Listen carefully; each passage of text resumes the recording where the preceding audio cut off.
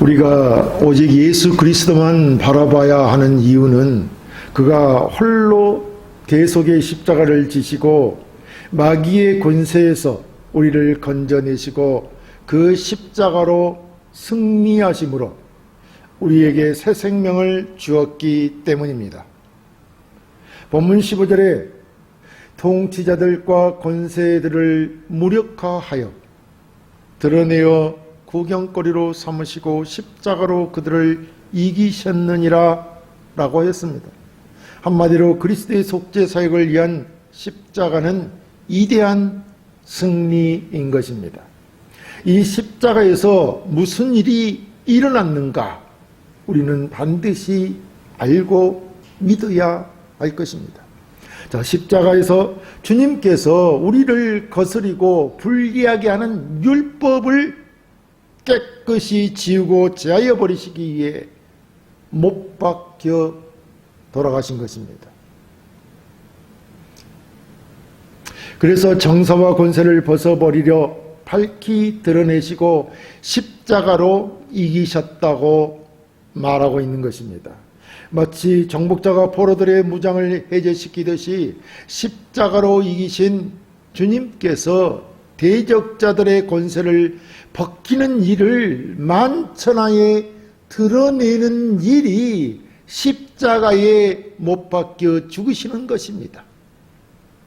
이 그리스도의 속죄 사역은 십자가로 하나님의 아들이 마귀와 그의 세력과 권세들을 이긴 것을 놀랍게 드러내고 있다는 것입니다. 그래서 오늘 그리스도의 속죄 사역으로 그리스도와 연합한 자들로서 믿는 자들에게 제사함과 부활로 영생을 얻게 하였음을 함께 살펴보려고 하는 것입니다. 첫째, 성도는 그리스도의 죽으심과 부활로 새 생명을 얻은 자들입니다. 본문 11, 12절에 또 그 안에서 너희가 손으로 하지 아니한 할례를 받았으니 곧 육의 몸을 벗은 것이요 그리스도의 할례니라. 너희가 세례로 그리스도와 함께 장사되고 또 죽은 자들 가운데서 그를 일으키신 하나님의 역사를 믿음으로 말미암아 그 안에서 함께 일으키심을 받았느니라 라고 하였습니다. 여기서 할례란 남자의 생식기를 덮고 있는 표피를 베는 것을 말합니다.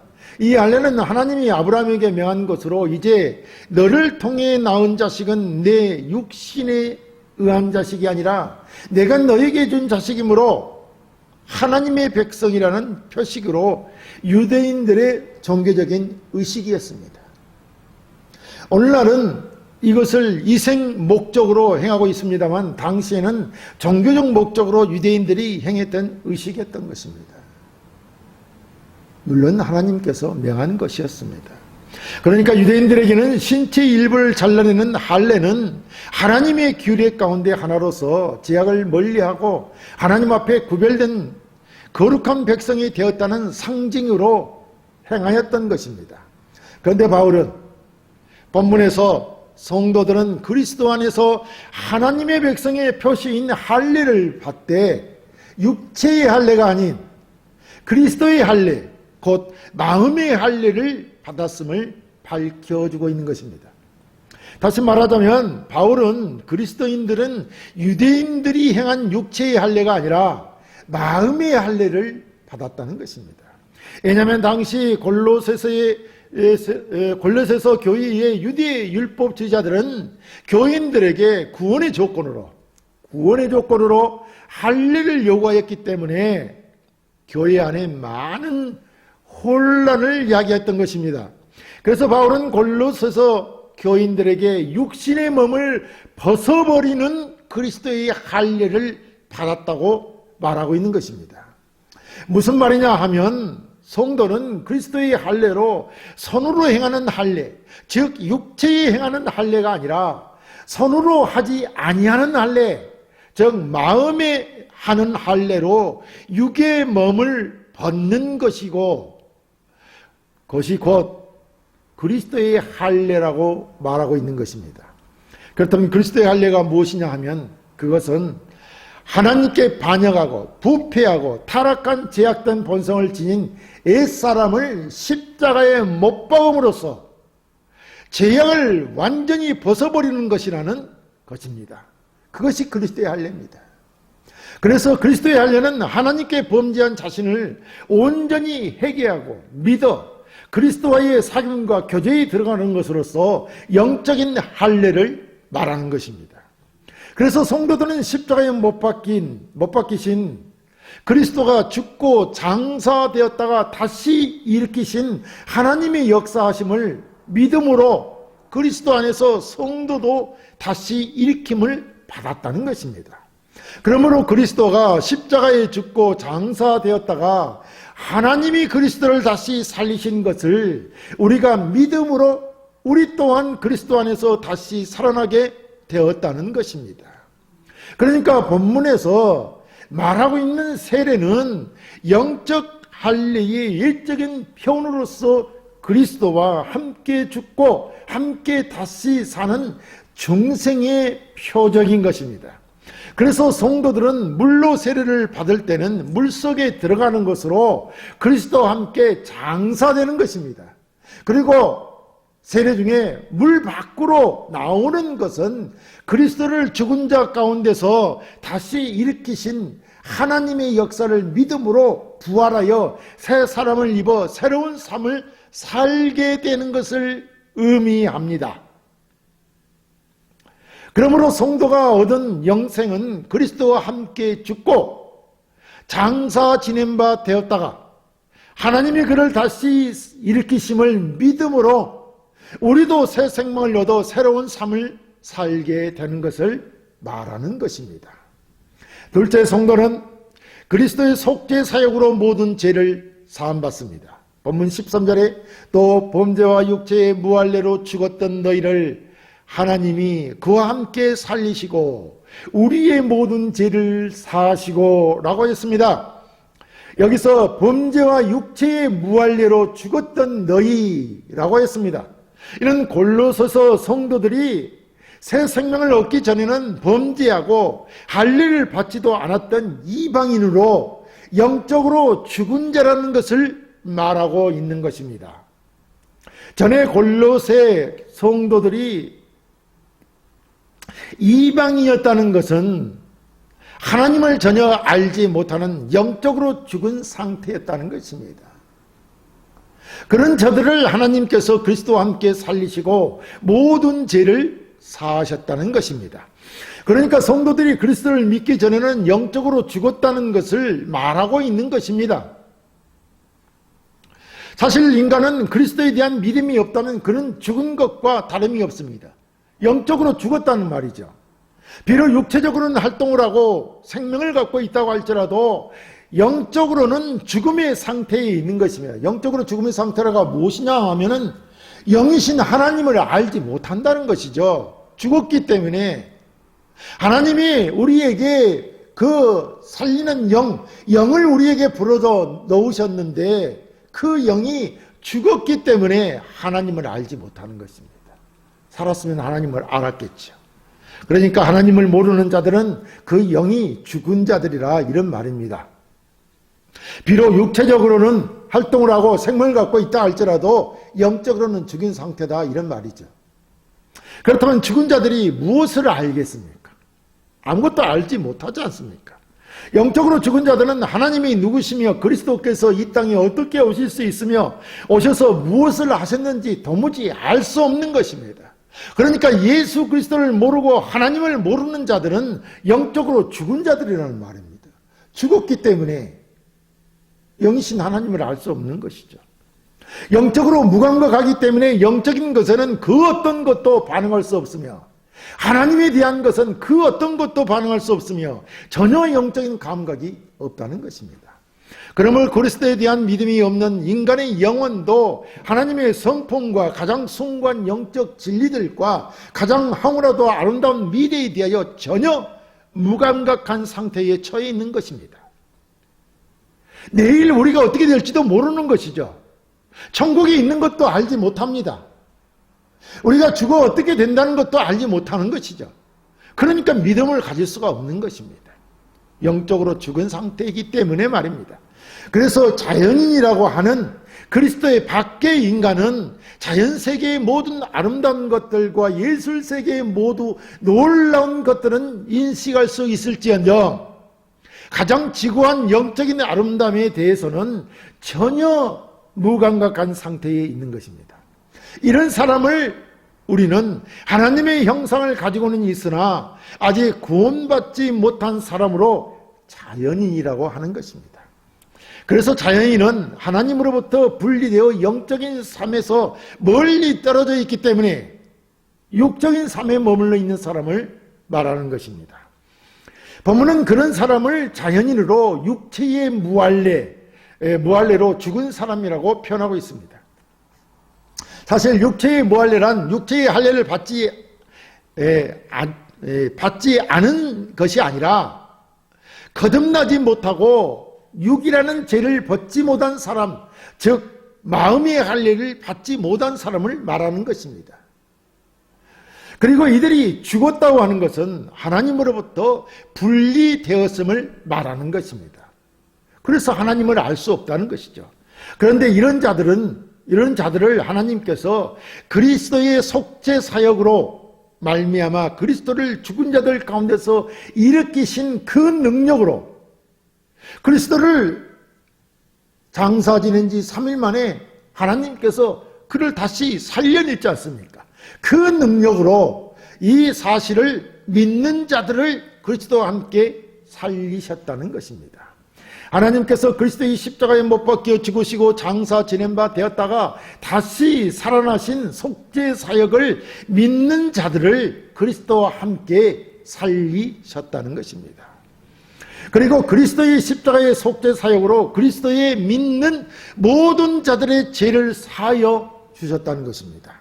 그러므로 모든 인간은 하나님께 범죄함으로 저주를 받아 영원한 형벌을 받아야 마땅함에도 불구하고 그리스도의 십자가에 못 박혀 인간의 죄를 사하시고 장사 지낸 바 되었다가 하나님께서 그들을 다시 살리심으로 우리 성도들 또한 모든 죄에서 사함받고 다시 살아나셨다는 것입니다. 그러니까 죄와 육체의 무할례로 죽었던 자들을 하나님께서 그리스도의 속죄 사역으로 다시 살리시고 죄사함을 받게 하셨다는 것입니다. 셋째, 성도는 그리스도의 속죄 사역을 믿음으로 온전한 구원을 얻습니다. 본문 14, 15절에 우리를 거스리고 불리하게 하는 법조문으로 쓴 정서를 지우시고 제하여 버리사 십자가에 못 박으시고 통치자들과 권세들을 무력하여 드러내어 구경거리로 삼으시고 십자가로 그들을 이기셨느니라고 하였습니다. 여기서 법조문으로 쓴 증거라고 했습니다. 이는 법령들을 쓴 문서로 율법을 말하는 것입니다. 이 율법을 말하는 것으로 사람들에게 율법적 행위의 온전한 이행을 요구하는 법적 채무증서와 같은 것입니다. 이 증서를 하나님께서 그리스도를 십자가에 못 박아 죽게 하심으로 지우시고 제하여 버리셨다는 것입니다. 그런데 바울은 이 법적 채무증서가 되는 율법이 우리를 거스리고 우리를 불리하게 하는 것이라고 말하고 있습니다. 바울은 왜 선한 율법을 이렇게 말하고 있는 것일까요? 그것은 바로 율법이 본래는 선한 것으로서 우리에게 기대하시는 하나님의 거룩한 요구를 담고 있기 때문입니다. 그래서 율법은 본래는 선한 것입니다. 그래서 우리가 율법을 지키는 것은 매우 유익한 것입니다. 그런데 우리 죄악된 인간은 이 율법을 지킴으로써 하나님이 요구하시는 거룩함에 이를 수가 없다는 것입니다. 많은 유대 율법주의자들은 우리 인간이 구원을 얻기 위해서는 율법을 준수하는 것이 필요하다고 가르쳤습니다. 그래서 율법을 준수할 때 온전히 의로워질 수 있고 온전한 구원을 얻을 수 있다고 믿었던 것입니다. 하지만 죄로 인해 전적으로 타락한 우리 인간 안에는 율법을 온전히 지킬 수 있는 능력이 전혀 없다는 것입니다. 하지만 이것은 유대 바리새인들이 율법의 원래 목적을 알지 못한 것으로 거짓말입니다. 율법을 온전히 지킴으로 구원을 얻는다는 것은 거짓말이라는 것입니다. 실제로 율법 준수를 절대적으로 주장하던 바리새인들은 율법을 준수할 수가 없었습니다. 그럼에도 불구하고 바리새인들은 자신들이 마치 율법을 온전히 지키는 것처럼 이선을 떨었던 것입니다. 이 이선자들은 남들에게는 율법의 무거운 짐을 매도록 강요했던 것이죠. 그런데 사실 율법은 우리 인간에게 죄를 깨닫게 하고 율법의 행위로는 이루어질 수 없는 존재임을 깨닫게 함으로써 그리스도에게로 달려가게 하는 초등교사와 같은 것입니다. 그래서 갈라디아서 3장 24절에 이같이 율법이 우리를 그리스도께로 인도하는 초등교사가 되어 우리로 하여금 믿음으로 말미암아 의롭다함을 얻게 하려 함이라 라고 했던 것입니다. 그러니까 율법은 우리를 그리스도께로 인도하여 그리스도를 믿음으로 의롭게 하는 것입니다. 율법은 그리스도께로 인도하는 거라는 겁니다. 어떻게 인도하느냐? 죄를 깨닫고 내가 그 율법을 온전히 지킬 수 없는 죄임을 깨닫고 그리스도에게로 돌아와서 그 죄사함을 받게 하는 것이라는 말입니다. 그래서 그리스도를 믿음으로 의롭게 되는 것이죠. 그래서 율법은 우리들로 하여금 그 율법을 준수하지 못할 때 정죄감과 절망을 안겨주기 때문에 우리를 거스르며 대적한 것이라고 말하는 것입니다. 사실 인간은 죄인이여 범죄하기 때문에 율법이 인간을 거스리는 것입니다. 바울은 이러한 인간의 죄를 지적하고 정죄하는 율법을 하나님께서 그리스도로 하여금 십자가에 못 박았다고 말하고 있는 것입니다. 다시 말하면 하나님께서 율법을 도말하시고 제하여 버리셔서 십자가에 못 박았다는 것입니다. 실제로 십자가에 못 박히신 것은 그리스도 예수 그리스도이십니다. 그런데 바울은 예수 그리스도의 십자가 사건이 율법이 십자가에 못 박힌 사건이라고 선포하고 있는 것입니다. 그렇다면 우리의 구세주가 되시는 예수 그리스도께서 실제로 세상의 죄를 지고 그 죄를 위해 십자가에서 죽으신 것인데 그 예수 그리스도께서 우리를 고소하고 정죄하는 율법의 모든 억압으로부터 우리를 해방, 즉 구원하셨다는 것입니다. 하나님께서 우리가 범죄자라고 정죄하는 율법을 도말하시고 제하여 버리시려고 그리스도를 십자가에 못 박으셨다는 것입니다. 더 쉽게 말씀드리자면 하나님께서 그리스도의 십자가를 통해 인간의 죄를 사하심으로 율법의 정죄를 무효화시키셨다는 것입니다. 인간은 율법이 아무리 죄가 무엇이고 거룩과 성결의 방법이 무엇인지를 알려주어도 인간은 도무지 그 율법대로 지켜 행할 수 없습니다. 오히려 율법은 우리를 구원하기는커녕 도리어 죄를 드러내고 정죄할 뿐입니다. 물론 하나님은 선한 목적으로 우리 인간에게 율법을 주셨지만 인간의 죄악됨으로 인해 그것은 도리어 부정적인 기능을 하게 되었던 것입니다. 그래서 하나님은 인간으로 하여금 율법을 행함으로 구원 얻도록 하지 않으시고 구원의 다른 법을 새로 세워서 구원하시려고 계획했던 것입니다. 율법이 아닌 그 다른 법이 바로 예수 그리스도의 십자가의 법입니다. 하나님의 신성에 충만하신 예수 그리스도를 십자가에서 죽게 하심으로 누구든지 그 십자가의 도를 믿는 자들에게는 죄를 용서하시고 새롭게 거듭남을 입어 영생을 얻도록 하신 것입니다. 그러므로 예수 그리스도의 십자가의 속죄 사역을 믿는 자들에게 온전한 구원을 얻게 하신 것입니다. 율법을 지키는으로가 아니라 율법으로 죄인됨을 깨닫고 그리스도의 십자가로 나와 믿는 자들에게 온전한 구원을 얻게 하신 것이다, 이런 말입니다. 이것이 바로 예수 그리스도가 율법의 모든 요구를 완성하시고 십자가로 승리했다는 말인 것입니다. 그래서 예수 그리스도의 십자가에서 이루신 속죄 사역은 우리 죄인들이 이 사실을 믿음으로 구원을 얻는 것입니다. 사랑하는 성도 여러분, 우리는 예수 그리스도의 십자가의 속죄 사역으로 말미암아 새 생명을 얻은 자들입니다. 율법은 우리가 죄임을 알게 하고 정죄함으로 절망케 하였습니다. 그러나 하나님께서는 우리를 거부하고 정죄하는 이 율법을 예수 그리스도의 십자가로 도말하시고 제하여 버리셨습니다. 다시 말하면 예수 그리스도께서 죄인인 반드시 죽어야 한다는, 죄인은 반드시 죽어야 한다는 이 율법의 요구를 십자가에서 그리스도께서 완성하신 것입니다. 이렇게 그리스도의 십자가로 우리의 죄를 없이 하심으로 의롭다함을 얻게 하시고 새 생명으로 구원을 얻게 하였습니다. 이렇게 그리스도의 십자가 속죄 사역의 승리는 하나님의 능력이 우리 속에 들어오게 하고 우리는 거듭나서 새 본성을 받고 새 사람들이 되게 하였습니다.